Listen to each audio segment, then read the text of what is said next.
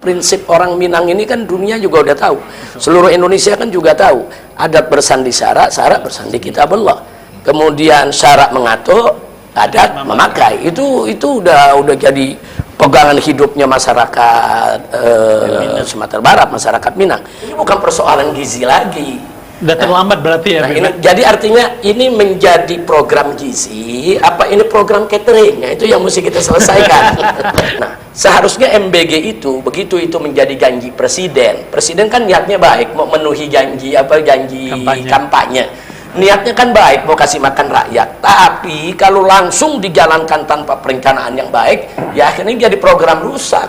Akhirnya ada yang keracunan, ada yang korupsi sehari 1 miliar. Nah, sebetulnya yang dikritisi oleh mahasiswa itu ya tata cara pengelolaan yang nggak betul.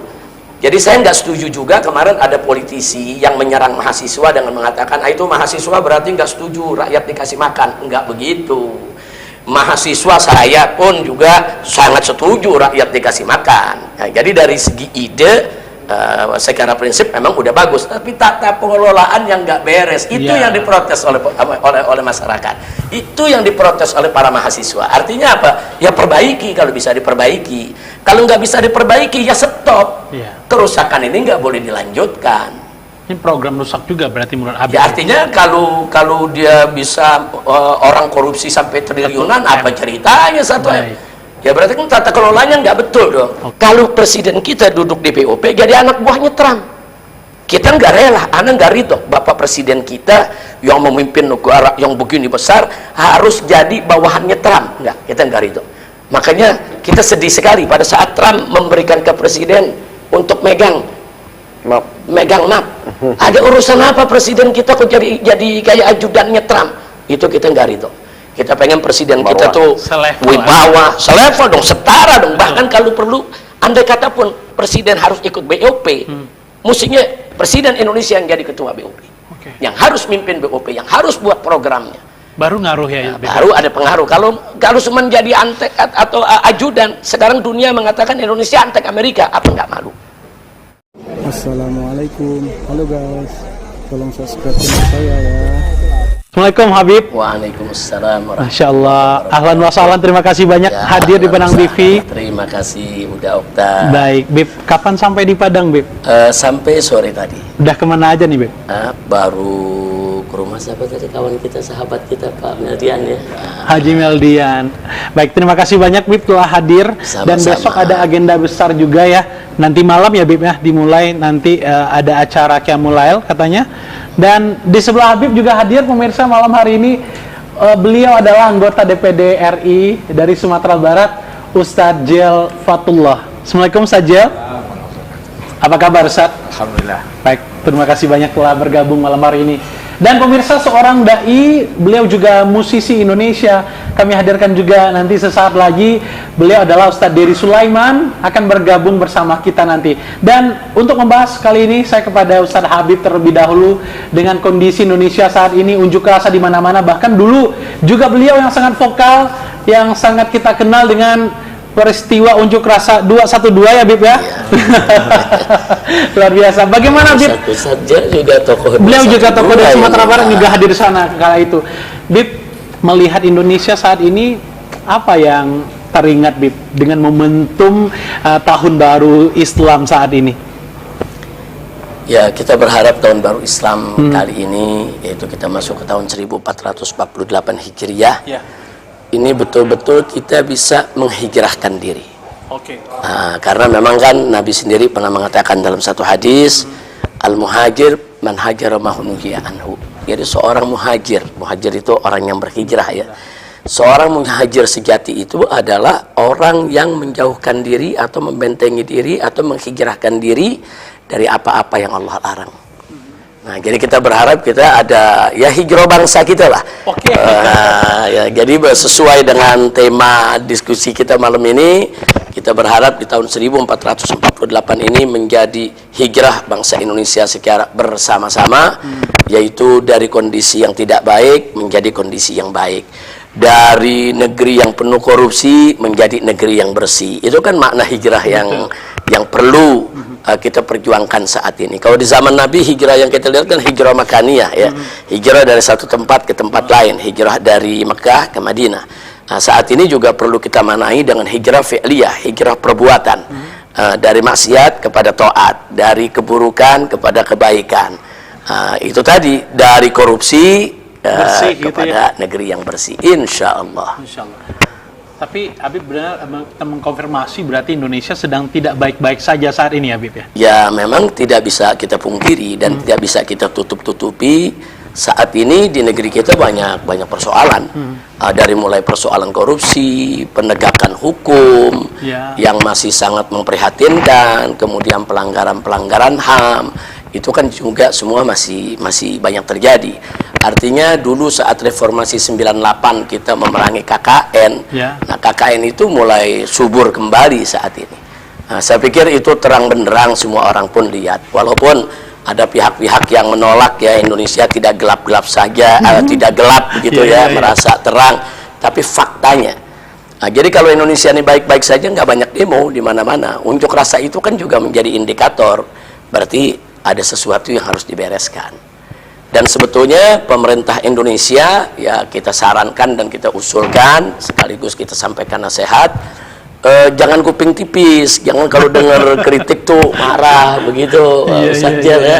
Jadi unjuk rasa ini sebetulnya harus dijadikan sebagai indikator ada hal yang tidak beres di negeri ini. Orang nggak teriak kalau negeri ini baik-baik saja, orang nggak turun ke jalan kalau negeri ini baik-baik saja.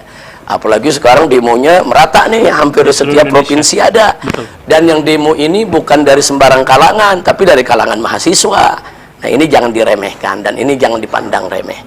Karena kalau demo unjuk rasa semacam ini diremehkan, dipandang remeh, tidak dipandang sebelah mata, ini bisa menjadi bola salju. Dan itu harus dicegah oleh pemerintah. Nah, caranya bagaimana? Jangan kritik dijawab dengan kritik. Bukan tempatnya, jangan kritik dijawab dengan nyinyir, dikritik dijawab dengan nyinyir, dikritik dijawab dengan kritik, kritik dijawab dengan kebijakan, kritik dijawab dengan perbaikan, kritik dijawab dengan keputusan-keputusan yang lebih baik. Nah, itu kan mestinya seperti itu. Jadi jadikan kritik itu sebagai masukan untuk pemerintah memperbaiki diri. Nah, jadi unjuk rasa sendiri kan dijamin undang-undang. Baik. Iya. Kalau Islam bagaimana mengatur unjuk rasa ini sebenarnya, Bib? Ya, jadi ada kelompok memang yang menyatakan unjuk rasa ini nggak nyunnah gitu ya. Karena kalau kita tengok sejarah Nabi alaihi salatu wassalam, di zaman Nabi itu pernah ada keinginan Nabi alaihi salatu wassalam yang saat itu dakwah kan masih sembunyi-sembunyi di Darul Arqam. Ada keinginan Nabi, ada sahabat tuh yang berani membacakan Al-Quran di depan orang-orang kafir. Tapi memang saat itu kan baru berupa keinginan. Tapi keinginan Nabi ini ditangkap oleh para sahabat. Kemudian para sahabat berembuk, kira-kira dari mereka siapa nih yang berani membaca Al-Quran secara terbuka di hadapan orang-orang kafir. Akhirnya yang angkat tangan berani saat itu Abdullah ibn Mas'ud radhiyallahu ta'ala anhu.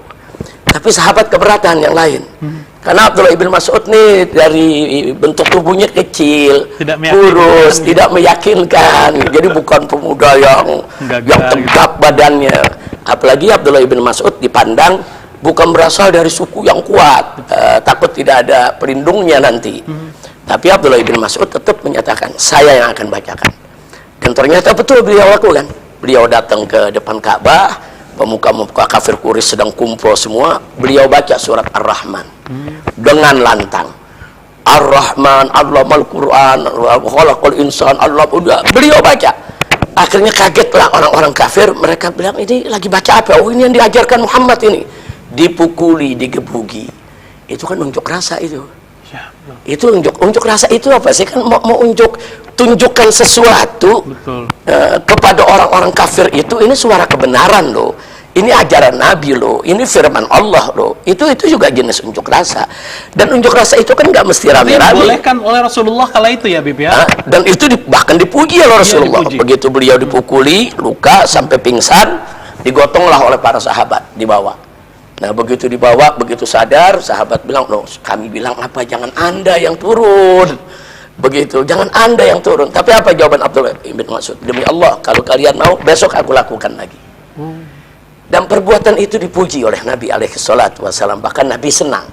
Artinya ini kan bisa jadi dalil sebetulnya buat Hadis kita, gitu. walaupun secara eksplisit Nabi nggak katakan itu demo, ya kan? Secara eksplisit sahabat tidak katakan itu demo, tapi implisitnya itu kan pesan yang ingin disampaikan di hadapan orang-orang kafir.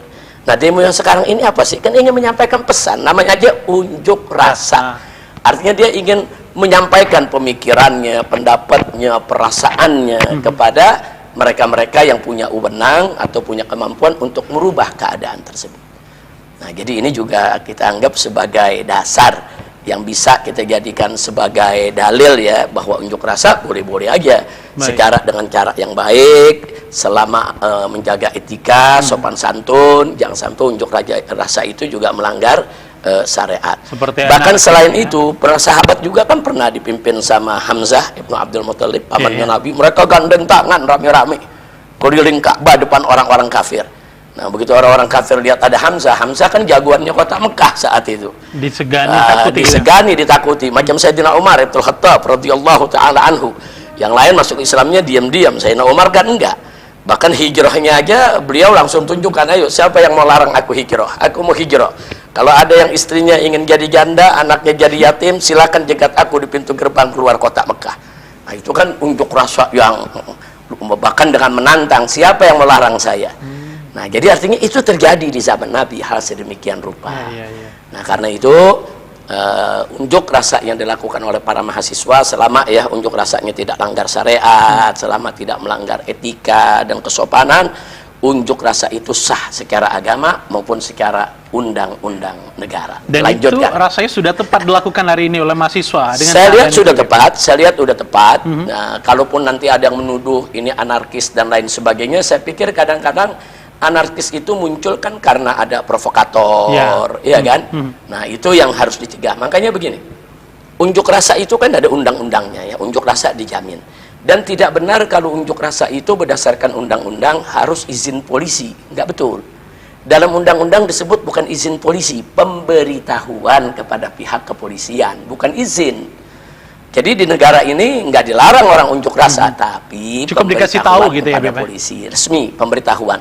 Nah, untuk apa pemberitahuan tadi? Supaya nanti pihak kepolisian justru bukan melarang orang unjuk rasa, membantu dalam rangka apa? Untuk mengatur lalu lintasnya, untuk mengalihkan lalu lintas supaya masyarakat lain tidak dirugikan. Itu tugas polisi, bukan tugas pengunjuk rasa.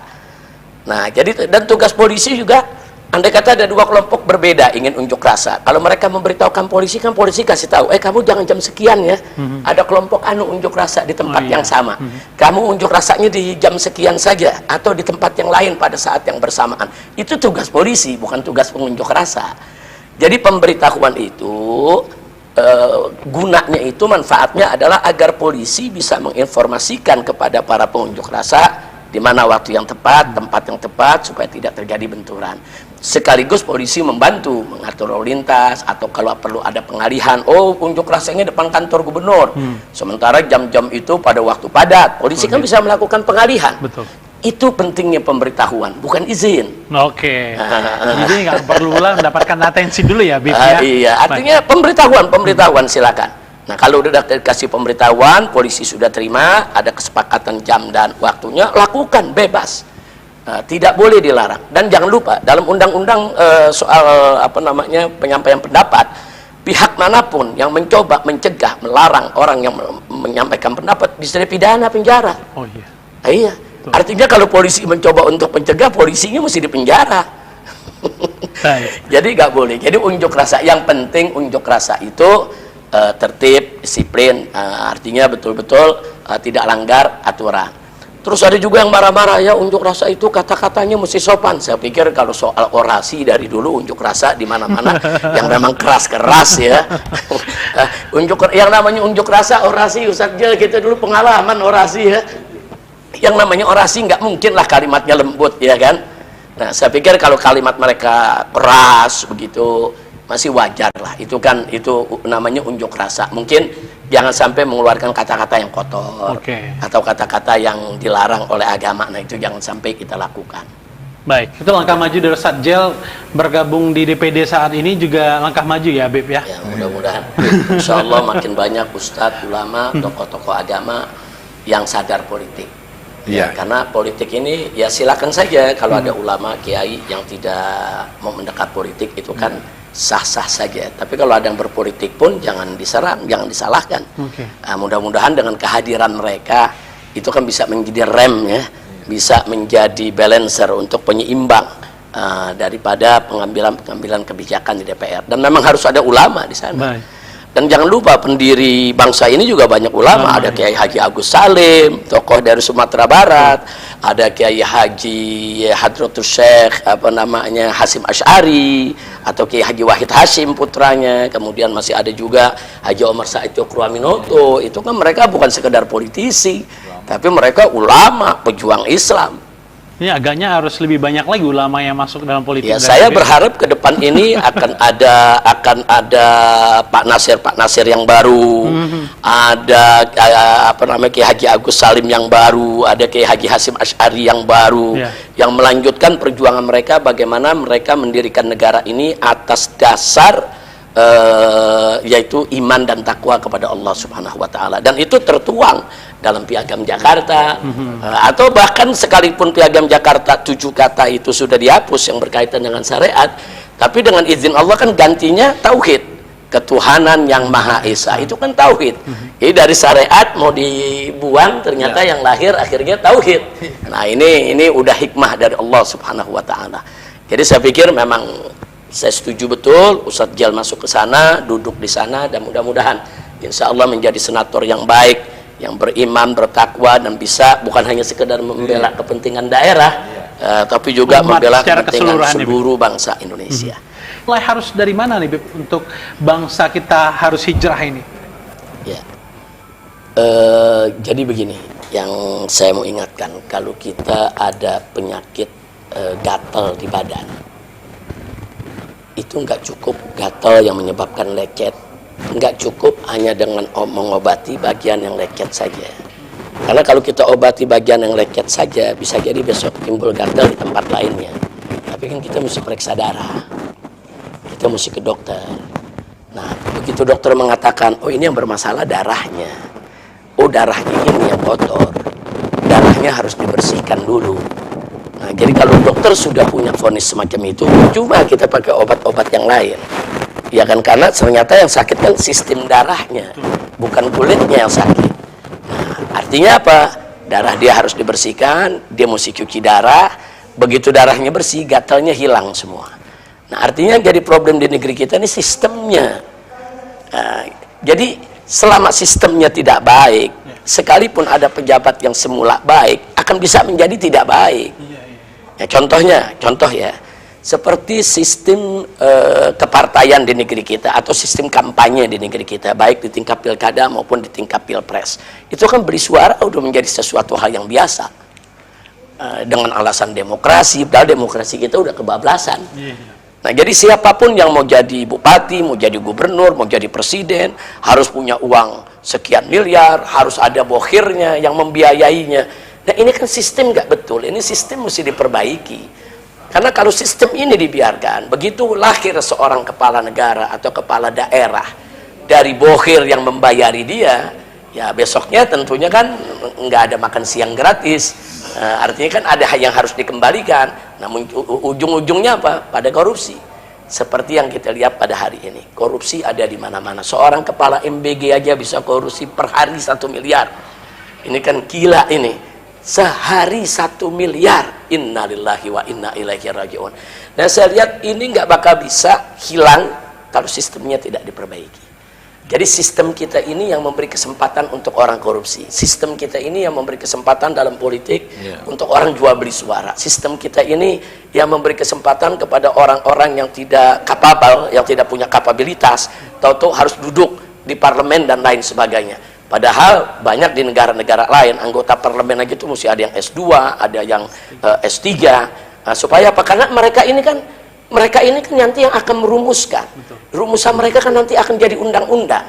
Nah, kalau yang duduk di parlemen ijazah SD aja nggak punya, Atau kadang-kadang ijazahnya cuma SMP, SMA pun cuma paket C aja. Jadi akhirnya menggodok undang-undang itu melalui orang-orang yang tidak punya kapabilitas untuk melakukan itu. Nah, sementara begitu ketok palu jadi undang-undang, profesor tadi yang disebut jumlahnya 11.000 harus tunduk itu kepada undang-undang yang dibuat oleh orang-orang yang sebetulnya nggak berkemampuan untuk membuat undang-undang tadi. Ini yang saya maksud, sistem ini juga mesti diperbaiki dong. Nah, atau saya kasih contoh lain, kalau kita bicara sistem, saya kasih contoh lain. Dulu di zaman Pak Harto dengan segala baik dan buruknya ya, dulu itu yang jabatan politis itu biasanya hanya sampai setingkat menteri. Menteri itu jabatan politis. Tapi kalau sudah masuk dirjen, irjen, sekjen, itu jabatannya meritokrasi. Itu jabatannya jabatan karir. Orang yang betul-betul sudah jatuh bangun di kementerian tersebut. Nah, kan begitu kan, terus sudah sampai mereka ini menjadi dirjen, irjen ataupun menjadi sekjennya. Kalau sekarang enggak. Sekarang ini dirjen, irjen, sekjen jadi jabatan politis. Bahkan maaf, kalau ada satu kementerian dipimpin oleh seorang tokoh politik dari satu partai tertentu, itu sampai tukang sapunya dari partai itu. Bahaya sekali. Nah, ini kalau sudah begini modelnya, kita bisa lihat akhirnya banyak kementerian-kementerian yang menjadi ATM daripada partai menteri yang bersangkutan. Semuanya serba diganti. Jadi kepala-kepala bagian, sampai tukang sapunya, sampai tukang servisnya, sampai security-nya. Pokoknya kalau ada rekomendasi dari partai yang bersangkutan tuh lebih gampang untuk masuk. Nah, ini kan berbahaya. Nah, ini yang saya maksudkan tadi. Jadi sistemnya ini mesti diperbaiki. Ya ahlan wa sahlan, masya Allah, ahlan wa sahlan, ya marhaba Ustaz Dery. Selamat datang Ustaz Dery Sulaiman, seorang dai dan juga musisi. Ustaz, terima kasih banyak telah hadir. Ustaz Dery, apa kabarnya? Baik, kami sudah melanjutkan memulai dialog tadi, Ustaz. Ya, artinya sistemnya harus diperbaiki ya. Artinya tadi ya, sistem seperti itu, sistem koneksi, itu kan namanya sistem koneksi, sistem ordal, itu kan bagian dari KKN. Mesti diganti dengan sistem meritokrasi.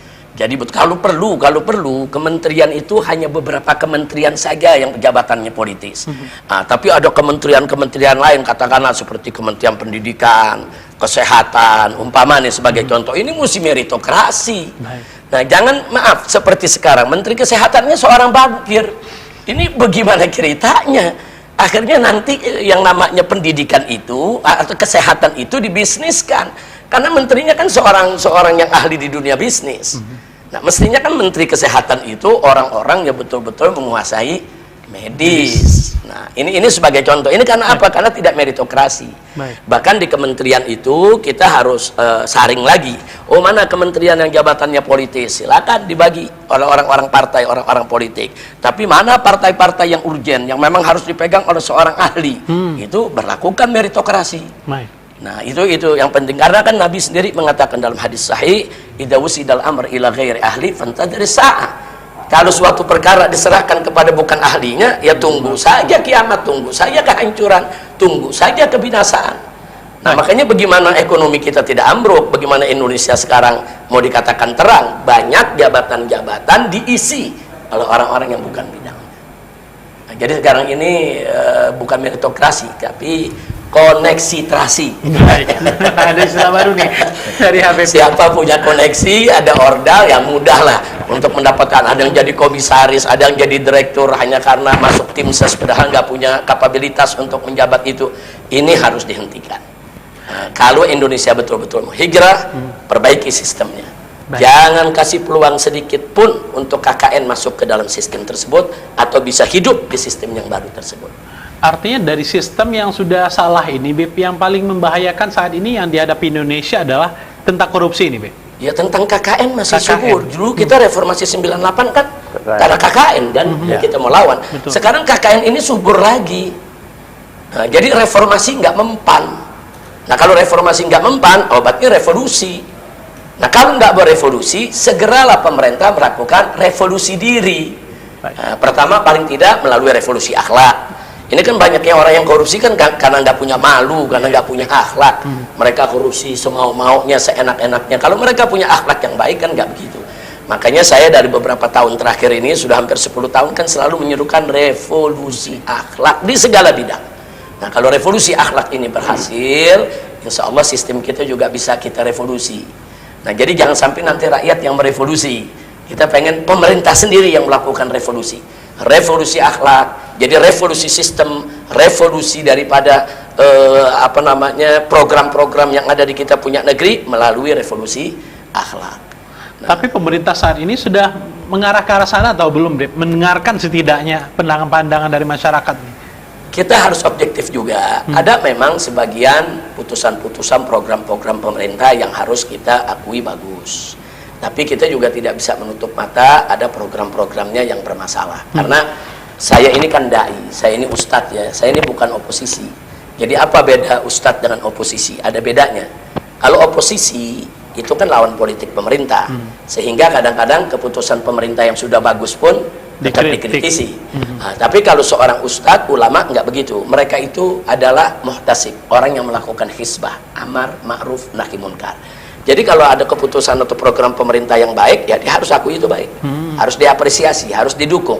Tapi kalau ada program pemerintah, putusan pemerintah yang tidak baik, seperti bertentangan dengan syariat, atau bertentangan dengan Quran dan hadis, atau menyusahkan rakyat, atau membahayakan negara, ya maka dalam kondisi itu yang namanya ulama harus amar ma'ruf nahi munkar, melalui memberi peringatan, memberi nasihat. Kalau memang ulama harus aksi, kenapa tidak?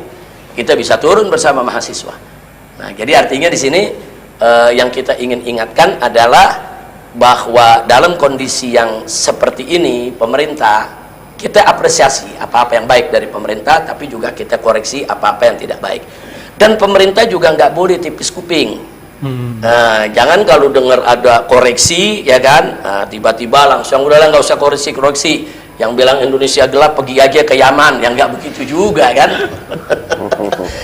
Artinya kalau merespon suatu kritik, tadi saya udah katakan, jangan jawab kritik dengan kritik.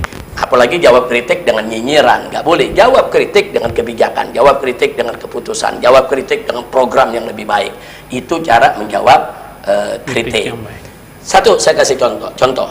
Kita lihat program pemerintah yang sekarang lagi diributkan ada dua. Ada MBG, ada KMDP, begitu kan? Ya. Ada MBG, itu makan apa namanya, gizi gratis, sama KMDP, yaitu Koperasi Merah Putih.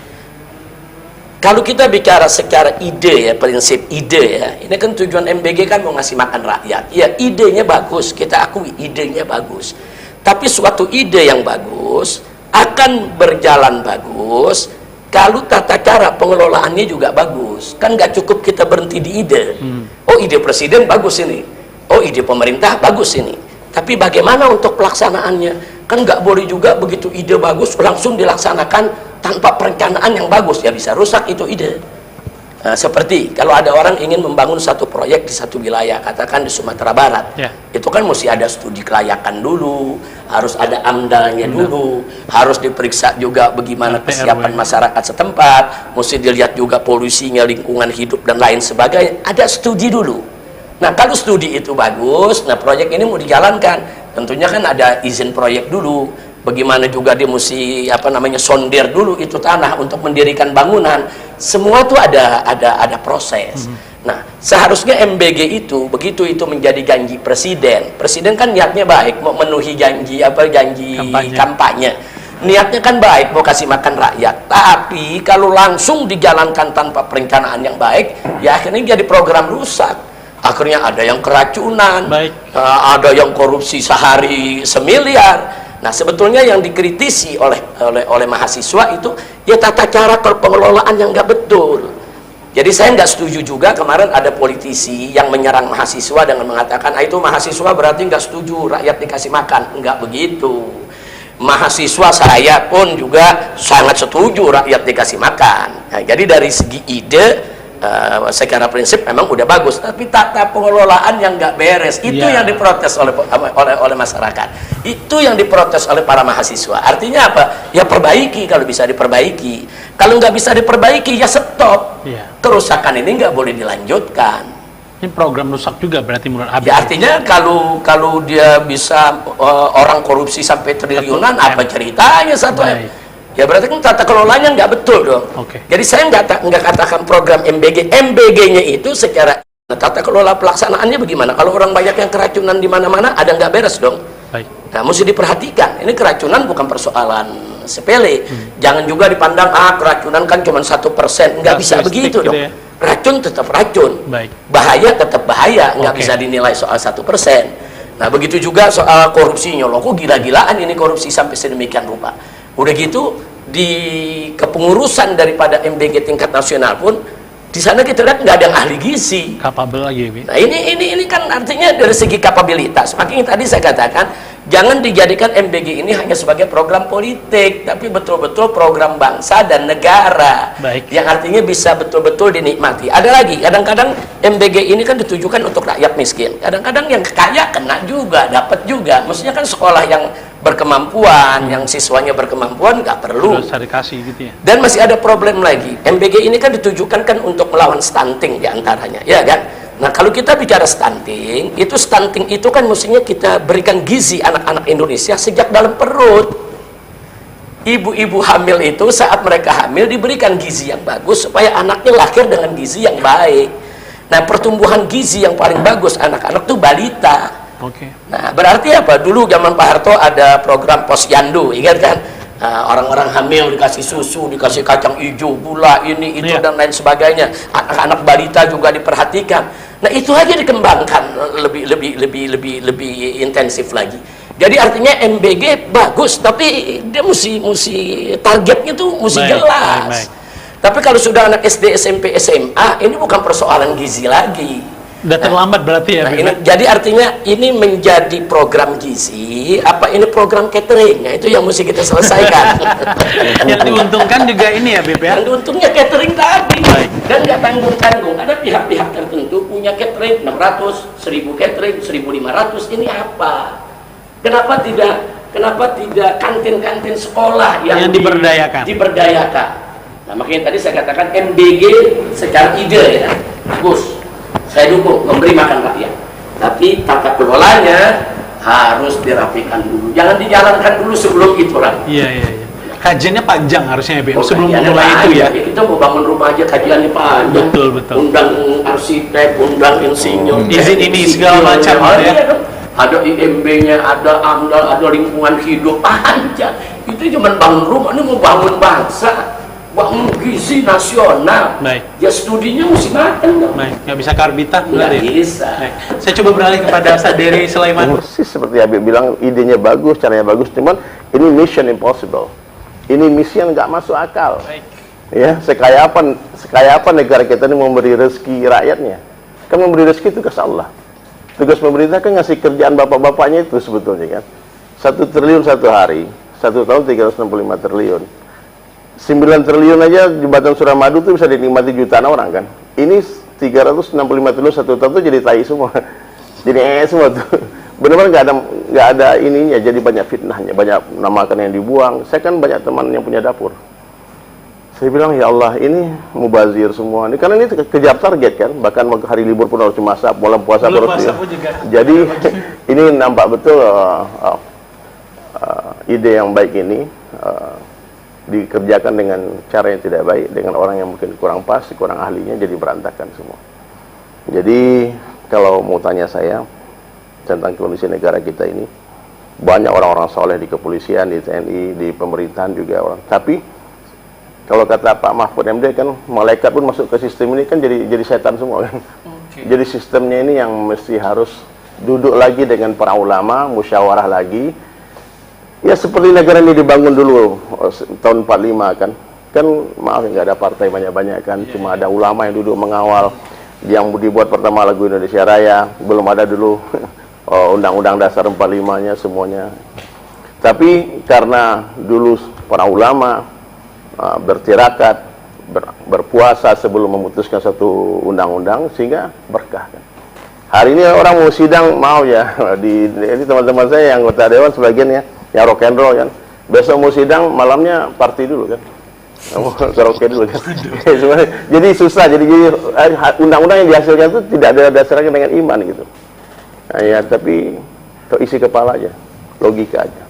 Si kepala juga belum tentu kata. Itu aja. Itu logika menurut mereka itu hebat ya.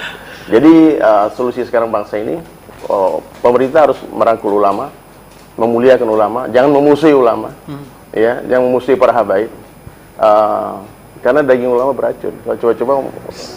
Kalau coba-coba mengganggu ulama ya, habis, wallahi habis. Sudah ada bukti ya? Ya habis. Jadi sekarang saatnya untuk kita islah, duduk, banyak silaturahmi, ya. Umara yang harus datang kepada ulama, bukan ulama yang datang ke pintu-pintu umara ya, jadi fitnah nanti. Jadi kalau memang tugas ulama kan meluruskan, ya, bukan ingin jadi umara, karena ulama ini derajatnya di atas presiden, jauh di atas presiden. Jadi kalau ulama sebetulnya ya dia turun menjadi umara, siapa yang meluruskan nanti? Ya, kalau teman saya bilang, ini kan kiai kita, gubernur kita nih kiai nih, saya bilang mesti gubernur itu memang ahli politik aja, memang orang-orang yang memang ahli dalam hukum pemerintahan aja. Yang kiainya mesti harus meluruskan gubernur itu. Di atasnya lagi berarti. Ya, jadi kalau kiai, tuan guru, jadi gubernur, jadi wali kota, bupati, nggak mungkin presiden cium tangan gubernur kan? Mesti kan presiden itu cium tangan ulama. Sekarang ulama jadi gubernur, gimana sih biasanya? Jadi mesti ulama itu sadar dengan kemuliaannya. Baik. Dan tidak takut juga. Kalau saya sama Habib, saya masya Allah ya, tetap menyampaikan kebenaran. Kadang saya ngeri-ngeri sedap, Bib. Saya yang panas dingin kadang-kadang lihat Habib. Kadang saya mau telepon, Bib. Aduh, tapi karena keberanian beliau. Iya makanya. Jadi tetap menyampaikan kebenaran meskipun pedang di leher itu tuh nggak semua orang mampu. Meskipun pistol di kepala, meskipun tawaran uang miliaran triliunan datang, mengatakan tetap tidak, itu I think is not everybody can do it. Banyak orang yang dulunya keras tiba-tiba hilang, diam, ya karena sudah digembosin dengan dunia. Tapi di mata Saderi, posisi ulama saat ini di mata rezim umara saat udah ini bagus. di mana? Udah bagus, cukup bagus. Cuman perlu merangkul semuanya ya. Maksudnya saya tidak banyak, kan kemarin ngundang semua ulama juga, ada Buya Habib juga diundang kan, cuman Habib nggak bisa datang kan. Banyak yang diundang-undang datang kan, nggak semua bisa datang. Tapi saya lihat ya keinginan Pak Presiden untuk dekat dengan ulama itu sudah ada. Cuman perlu orang yang pembisik beliau itu ulama. Orang yang hari-hari di kiri kanan Presiden itu mesti alim, orang yang takut kepada Allah. Ulama itu kan orang yang takut dengan Allah. Siapa orang ulama? Ya, Pak Kiai, Buya ya. Takut dengan Allah.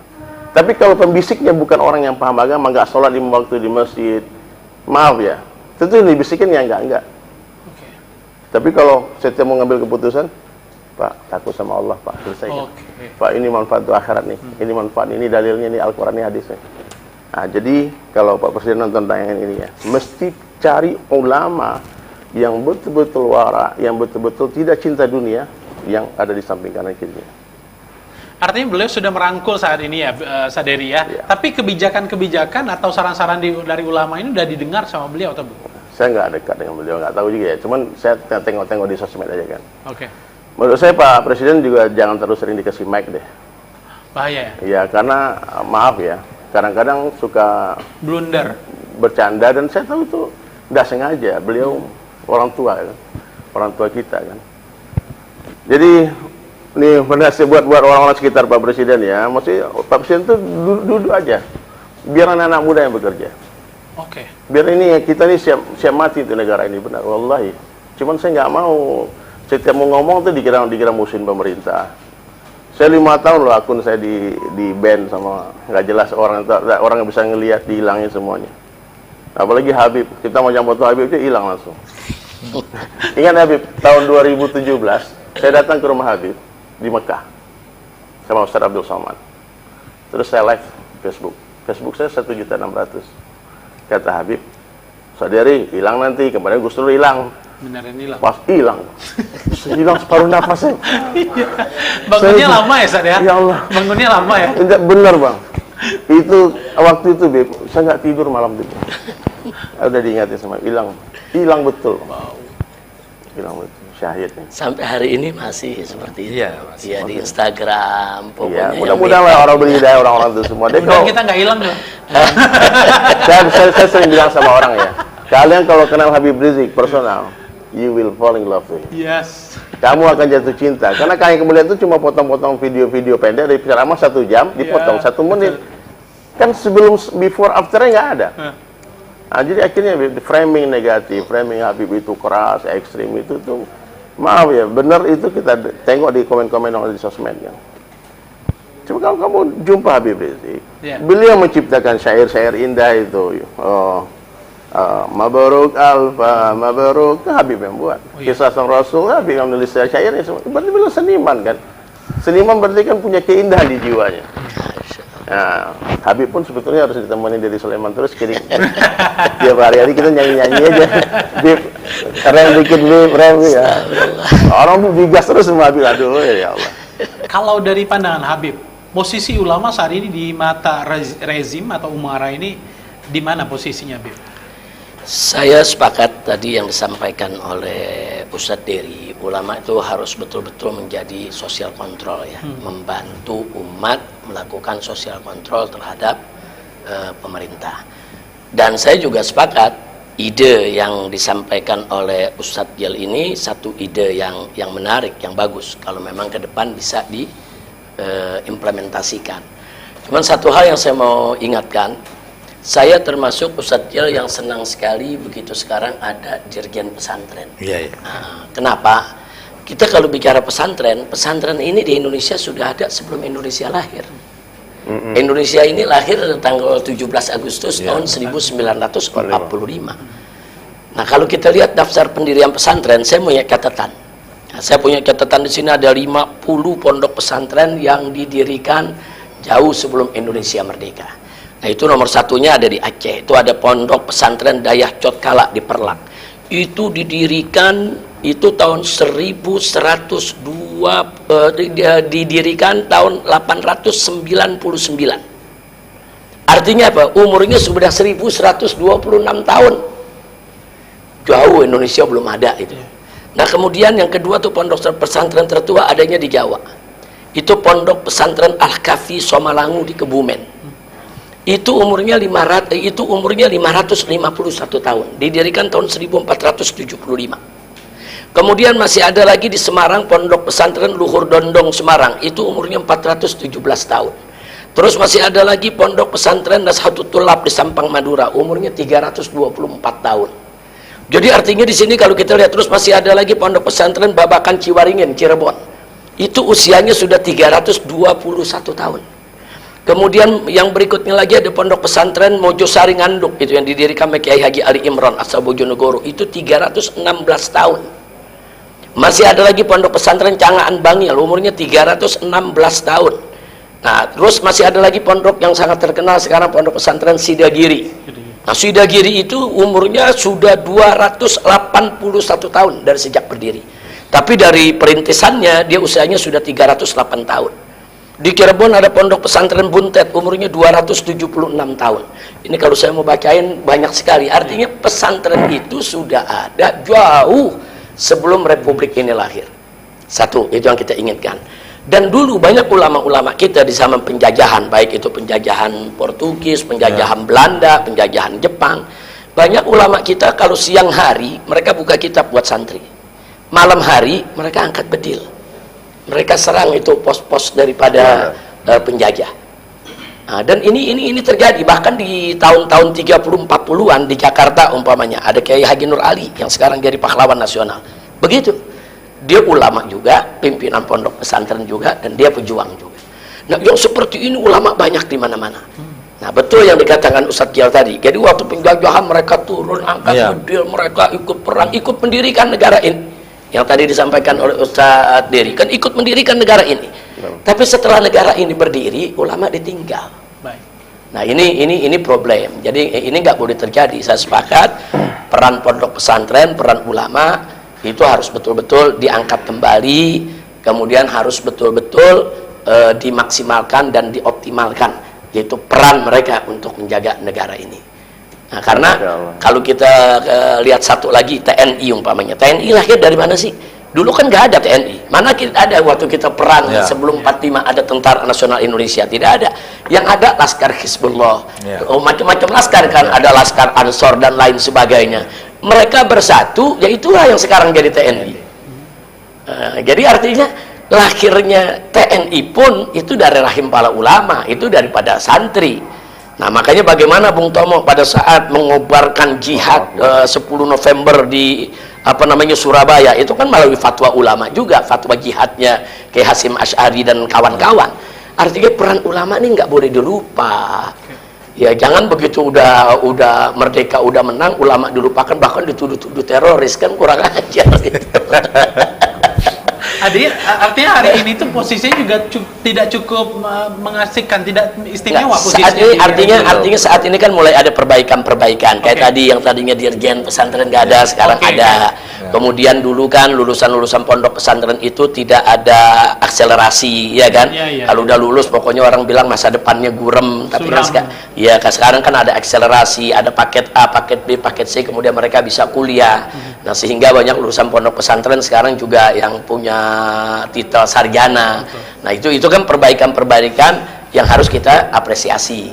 Makanya tadi saya katakan apa-apa yang baik dari pemerintah ya kita apresiasi, support. Tapi apa-apa putusan yang nggak bagus ya kita kritisi, dan apa-apa putusan yang kita anggap jelek kita tolak. Seperti keterlibatan Indonesia di BOP, Board of Peace, kita tolak. Sampai hari ini kita tolak. Kenapa? Karena BOP itu didirikan oleh Trump. Trump ini justru salah satu tokoh utama yang mendukung genosida yang dilakukan oleh. Nah, bagaimana mungkin pendukung genosida kok membangun satu lembaga untuk perdamaian? Nah, omong kosong. Dari situ aja bisa kita lihat. Udah gitu, pada akhirnya kita lihat sekarang kenyataan BOP ini memang tujuannya yaitu bukan menciptakan perdamaian, tapi bagaimana menyerang itu kepada. Nah, mestinya pemerintah Indonesia sudah harus keluar. Karena pemerintah Indonesia ini, masyarakat Indonesia suka atau tidak suka, diakui atau tidak diakui, merupakan negara berpenduduk mayoritas muslim terbesar di dunia, sehingga di mata dunia Indonesia dianggap representatif mewakili umat Islam di dunia. Nah, sekarang kalau tahu pemerintah Indonesia mendukung BOP, makanya dibangga-banggakan oleh Trump, bahkan sampai presiden kita fotonya dipajang, dianggap mendukung pembentukan daripada negara. Jadi apa yang putusan kita anggap tidak bagus dari pemerintah kita tolak. Sampai hari ini kita tolak. Nah, begitu juga perjanjian ART, itu perdagangan antara Indonesia dengan Amerika. Nah, itu kan banyak hal-hal yang sangat merugikan pemerintah kita. Kita nggak mau kedaulatan Indonesia dijajah, diambil oleh Amerika. Termasuk perjanjian sekarang pelabuhan bandara Kertajati mau dijadikan bengkel Hercules se-Asia Tenggara. Nah, pesawat Hercules ini adalah pesawat produk Amerika Serikat yang dibeli oleh negara-negara Asia. Sekarang bengkelnya mau ditaruh di Kertajati, di bandara nih, yang bandaranya bagus, besar, tempatnya juga strategis. Mau disewakan untuk bengkel Hercules. Hercules ini kan kita tahu ini merupakan kendaraan untuk angkut tentaranya Amerika di mana-mana medan perang. Nah, sekarang kalau ini namanya bengkel, apa nggak khawatir kalau besok dia di markas militernya Amerika di situ? Apa nggak khawatir kalau itu jadi pangkalan militer? Belajar dari perang Iran. Gara-gara pangkalan militer Amerika ada di Saudi, ada di Kuwait, ada di Bahrain, ada di Qatar, ada di Oman. Begitu pecah perang, akhirnya Iran membom mereka. Yang dibom kan bukan Saudinya, yang dibom kan pangkalan militer Amerikanya, yang dibom kan bukan Kuwaitnya, dibom kan pangkalan militer Amerikanya. Belajar dari sini, jangan sampai itu terjadi di Indonesia. Karena hubungan Amerika dengan Cina kan lagi nggak bagus. Kalau besok hubungan Amerika dengan Cina kan nggak bagus. Kalau besok Amerika perang sama Cina, kemudian perangnya di Laut Cina Selatan, kemudian Cina tahu di situ ada pangkalan militer Amerika, apa nggak dikirim rudal sama Cina ke negeri kita? Nah, jadi jangan melakukan sesuatu yang risikonya sangat tinggi. Kita ini negara non-blok, kita harus bebaskan diri kita dari segala celah yang kita bisa menjadi target perangnya orang lain. Artinya untuk BOP ini Indonesia harus segera narik diri dari BOP. Nggak ada jalan lain. Karena Indonesia ini kalau Indonesia mengatakan, tapi kita kan ada PBB. Indonesia cukup berperan di PBB, bicara di PBB. Dulu waktu Bu Retno menjadi Menteri Luar Negeri, luar biasa bicaranya di PBB. Suaranya lantang, pemikirannya bagus, idenya cemerlang. Nah, harus seperti itu. Nah, dan presiden bisa bicara itu di PBB. Kalau presiden kita duduk di BOP jadi anak buahnya Trump, kita nggak rela, anak nggak ridho. Bapak presiden kita yang memimpin negara yang begini besar harus jadi bawahannya Trump, kita nggak ridho. Makanya kita sedih sekali pada saat Trump memberikan ke presiden untuk megang map. Ada urusan apa presiden kita kok jadi kayak ajudannya Trump? Itu kita nggak ridho. Kita pengen presiden kita Marwah. tuh Selevel, wibawa, selevel dong, setara dong. Bahkan kalau perlu, andai kata pun presiden harus ikut BOP, mestinya presiden Indonesia yang jadi ketua BOP, Oke. yang harus mimpin BOP, yang harus buat programnya. Baru ngaruh ya. Baru ada pengaruh. Kalau cuma jadi antek atau ajudan, sekarang dunia mengatakan Indonesia antek Amerika, apa nggak malu? Sementara kita teriak-teriak, kita demo juta-jutaan orang untuk bela, ujung-ujungnya kita dibilang antek Amerika. Sedih. Nah, tapi di sini kita akui keinginan presiden baik, sebetulnya idenya baik. Beliau tuh ingin lebih berperan untuk memerdekakan, ingin menciptakan idenya baik. Tapi suatu ide yang baik jangan main masuk aja sebelum dimusyawarahkan. Itu kan tanpa izin DPR. Udah main ikut BOP tanpa izin DPR. Bicara dulu dong dengan DPR. DPR ambil dulu dong pendapat masyarakat. Kan ada dengar pendapat nantinya. Nah, kalau masyarakat menolak, jangan. Jadi itu salah satu artinya putusan sikap presiden yang tidak baik langsung kita tolak. Baik. Putusan presiden yang bermasalah kita nasihati untuk diperbaiki. Keputusan presiden yang sudah baik kita apresiasi. Support. Ya, seperti ada Kementerian Haji sekarang, ada pesantren, ya kan. Kemudian isu-isu teroris tuh nggak ada rencana pembangunan kampung haji di mana namanya itu keputusan bagus. Baik. Kita dukung, kita apresiasi. Maka tadi kata Ustadz Dery harus ada yang membisikkan itu dari ulama ya Ustadz ya. Iya. Harapan itu ada nggak Ustadz? Memungkinkan nggak? Saya yakin beliau punya ustadz ya, beliau punya penasihat juga ya. Cuman kalau bisa yang kemana-mana kan kiri kanan depan kan bukan ulama ya, maaf ya. Saya tidak mengecilkan mereka juga orang-orang yang berprestasi ya. Cuman alangkah baiknya kalau orang-orang yang banyak di sekitar beliau itu orang-orang soleh yang dari pesantren, yang alim, mungkin dikasih posisi lah untuk menjaga bapak gitu, menjaga ini. Beliau ini masya Allah ya. Saya bela terus lah dulu. Terus lucu nih Bip, 2014 saya juga hadir tuh bela beliau, Prabowo Hatta. 2019 sampai bikin lagu. Iya. 2019 ganti presiden, Prabowo Sandi. 2024 kemarin saya nggak bela. Orang tanya, "Der lo bela dia, kenapa lo dukung Abah nih sekarang jadi anak Abah sekarang?" Saya bilang kalau saya bela, beliau kalah terus. Mudah-mudahan kalau saya nggak bela dia menang betul ya. Akhirnya menang gitu. Jadi saya tetap sayang ya sama beliau. Saya tidak ada kebencian sedikit pun ya kepada, nggak pernah menyerang beliau juga di sosial media. Cuman kasihan ya, ketika ada orang-orang yang saya rasa tidak bisa menjaga marwah beliau. Baik. Ya, marwah beliau di forum-forum yang resmi gitu. Kalau bercanda bergurau di lapangan golf, di lapangan polo itu nggak ada masalah ya.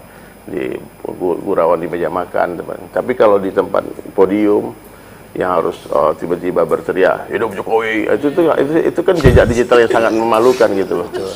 Gak boleh presiden soalnya. Dan mudah-mudahan itu yang pertama dan ya terakhir. itu mudah-mudahan sampai kemarin sampai ada mic yang bocor kan, jangan tidak hidup Jokowi lagi kan gitu. Nah, jadi mestinya maaf ya, ini kan sebuah hal yang, tapi netizen ini kan kreatif ya, dia bisa nangkap dan kemudian di framing kemudian diviralkan tuh jadi. Iya. Dan Gen Z sekarang kritis. Ya, anak-anak muda sekarang, Gen Z sekarang ya, masya Allah. Saya kemarin hadir di Sukabumi di Masjid Sejuta Pemuda. Itu anak muda umur 26 tahun jadi pemimpin yayasan Masjid Sejuta Pemuda. Kapasitas 400 orang, jamanya 1.000 orang, Bib. Tiap hari ngasih makan tiga kali sehari di masjid itu, anak-anak muda, dan semua tamu masjid dilayani seperti hotel bintang 5. Ini unbelievable. Maksudnya saya bilang sama Habib kalau bisa nanti kita datang ke sana, kita arahkan. Dan ini kalau Masjid Sejuta Pemuda ini hadir di setiap kota, ini saya rasa 5 tahun 10 tahun lagi ini mereka akan jadi pemimpin kan, mereka akan menjadi orang-orang yang hebat kan. Saya mencium wangi kejayaan Islam itu sudah keras begitu kuatnya, karena banyaknya anak-anak muda, banyaknya artis-artis. Hari ini kami datang dengan Willy Salim, seorang anak muda yang lagi belajar Islam dengan followers terbesar di Asia nomor 1, 85 juta followersnya. Dia hadir hari ini, undang sama Ustaz Jel. Ini yang Habib sendiri melihat kegiatan Parade Tauhid nih, Ustaz. Apakah ini akan kembali membakar semangat para generasi muda kita untuk kembali menyiarkan Islam gitu, semangat untuk melawan segala kezaliman yang ada di Indonesia ini? Pertama saya ingin menyampaikan apresiasi dulu, serta ucapan terima kasih kepada Ustadz Jel, begitu juga kepada para ulama, para ninik mama yang ada di Sumatera Barat ini, termasuk juga para umaro, yang semuanya berkumpul menjadi satu, ingin melaksanakan daripada acara Parade Tauhid. Jadi waktu beliau datang ke rumah saya terus menceritakan rencananya ini, saya bilang, oh ini rencana luar biasa, rencana bagus. Kemudian beliau undang saya, kebetulan saya lihat di undangan, memang hari ini saya tidak ada acara keluar kota, saya datangkan, insya Allah saya datang. Jadi begini, udah, kita lihat acara Parade Tauhid yang akan digelar ini tujuannya luar biasa. Tujuannya kan untuk ihya'il ukhuwatil islamiyah, untuk menghidupkan kembali semangat persaudaraan Islamnya. Apalagi kita tahu bahwa Sumatera Barat ini, kalau tadi sudah diceritakan oleh Ustadz Jel, ini ledakan takwanya atau selama ini kehidupan beragamanya, karena memang kan prinsip orang Minang ini kan dunia juga udah tahu, seluruh Indonesia kan juga tahu, adat bersandi syarak, syarak bersandi kitabullah, kemudian syarak mengatur, adat memakai, itu udah jadi pegangan hidupnya masyarakat Sumatera Barat, masyarakat Minang, baik untuk ulamanya, para nenek mamanya maupun juga para umaroknya. Saya pikir Parade Tauhid ini menjadi satu momentum, ya inilah hijrah bangsa ya. Nah, kita mulai dari sini insya Allah. Insya Allah menjadi satu momentum untuk hijrah bangsa, kita akan ajak, walaupun ini kelihatannya lokal, tapi ini gaungnya akan menjadi nasional insya Allah. Dan besok Ustadz Jel di hari yang sama, saat yang sama juga ada Parade Tauhid di Medan. Oh iya. Iya, cuma mereka ngundangnya kan terlambat, lebih dulu kalau Medan dulu mungkin kita udah ke sana. Nah, mereka minta kita datang juga nggak bisa. Jadi siapa yang ngundang duluan dan kita datang. Jadi artinya adanya Parade Tauhid ini di berbagai daerah kita sambut positif, kita dukung. Dan kita terima kasih kepada para ulama, para nenek mama, para umaro yang sudah ikut mendukung melancarkan acara ini. Dan terima kasih juga buat Padang TV. Nah, mudah-mudahan insya Allah. Baik, Ustadz Dery, bagaimana melihat Parade Tauhid ini, dampaknya seperti apa nanti kira-kira nih, Ustadz? Iya. Goalsnya yang diinginkan? Kalau Anda yakin sih ini akan sangat berdampak di sosial media ya. Karena ada public figure, ada Habib ya. Ya mudah-mudahan besok konten kreator yang aktivis dakwahnya bisa menangkap momen-momen bagus ya, karena sekarang anak-anak muda tuh nggak bisa lepas dari sosmed mereka. Jadi menggerakkan massa, kumpulan mereka itu lewat sosmed semua kan. Jadi kalau nggak digunakan untuk kebaikan, nanti akan digunakan untuk maksiat sama mereka. Jadi dan insya Allah feeling saya besok bakal ramai banget ya, ikut long march, akan pecah ikut long march ya. Saya tambahkan, tanggal 17 ini jadi ending kita sebenarnya bukan itu. Tanggal 17-nya perwakilan Ormas akan datang ke DPRD meminta agar Undang-Undang Sumatera Barat itu diimplementasikan, dilakukan bahasan jadi perda di seluruh daerah. Jadi nanti adat basandi syarak itu betul-betul menjadi falsafah yang masuk ke regulasi kehidupan bernegara. Padahal ini sudah sejak tahun 2022 ya. Itu makanya. Tapi belum diimplementasikan sampai dengan hari ini. Makanya itu program balik ke surau. Iya, makanya kita buat syarak mengatur adat memakai. Kenapa tidak adat bahasa syarak yang kita buat? Kalau syarak mengatur, ulama yang memimpin. Nah, jadi syarak mengatur, adat memakai. Ulama berfatwa, eksekutif melaksanakan. Allahu Akbar. Takbir. Takbir. Dan terakhir mungkin kita butuh closing statement biar menguatkan masyarakat-masyarakat yang ada di Padang, Sumatera Barat juga Indonesia yang menyaksikan hari ini momentum tahun baru Islam dengan juga kita hijrah bangsa kita secara keseluruhan, Bib. Silakan, Bib. Jadi saya ingin serukan kepada seluruh bangsa dan rakyat Indonesia dimanapun Anda berada, dan ini lintas agama, lintas budaya, lintas ormas, lintas partai, semuanya.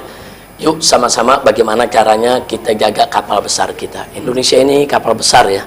Indonesia ini kapal besar yang luar biasa. Di dalamnya ada 300 lebih anak suku, ada berbagai agama, berbagai bahasa. Terus kita bersatu dalam satu negara yang namanya NKRI. Ini bukan sesuatu yang mudah. Ini anugerah Allah yang wajib kita syukuri. Nah karena itu yuk mari kapal besar ini kita jaga. Nah, jangan sampai ada di antara anak bangsa Indonesia ini yang melakukan kemunkaran, kemaksiatan, atau segala keburukan. Sebab apa? Karena kemaksiatan, kemunkaran yang mereka lakukan itu akan membolongi perahu kita. Kalau makin banyak yang bolong, nanti perahu kita bisa karam, bisa tenggelam. Nah, karena itu kalau ada ulama-ulama, ada santri yang melakukan amar ma'ruf nahi munkar, ya sebetulnya untuk mencegah jangan sampai kapal kita tadi dibolongi dan jangan sampai kapal kita karam. Nah, itu yang saya mau sampaikan. Ayo sama-sama kita jaga kapal besar yang bernama NKRI ini agar menjadi negara yang berkah, insya Allah.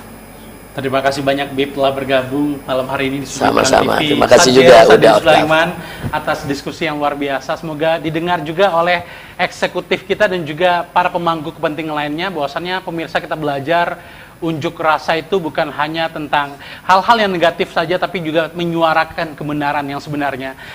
Assalamualaikum, halo guys, tolong subscribe channel saya ya.